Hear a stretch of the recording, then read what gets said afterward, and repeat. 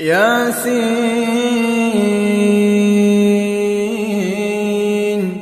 والقرآن الحكيم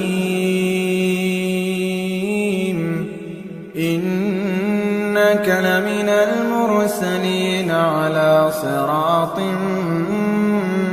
مستقيم تنزيل العزيز الرحيم لتنذر قوما ما أنذر آباؤهم فهم غافلون لقد حق القول على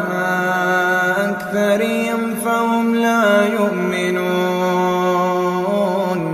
إنا جعلنا في أعناقهم أغلالا فهي إلى الأذقان فهم مقمحون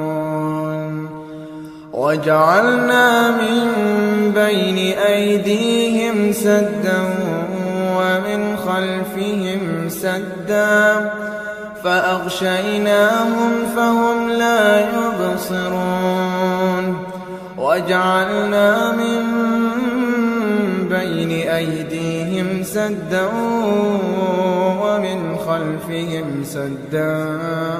فأغشيناهم فهم لا يبصرون وسواء عليهم أأنذرتهم أم لم تنذرهم لا يؤمنون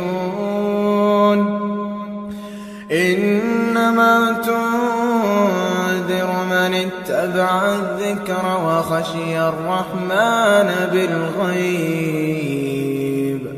فبشره بمغفرة وأجر كريم إنا نحن نحيي الموتى ونكتب ما قدموا وآثارهم وكل شيء أحصيناه في إمام مبين واضرب لهم مثلا أصحاب القرية إذ جاءها المرسلون إذ أرسلنا إليهم اثنين فكذبوهما فعززنا بثالث فقالوا إنا إليكم مرسلون قالوا ما أنتم إلا بشر مثلنا وما أنزل الرحمن من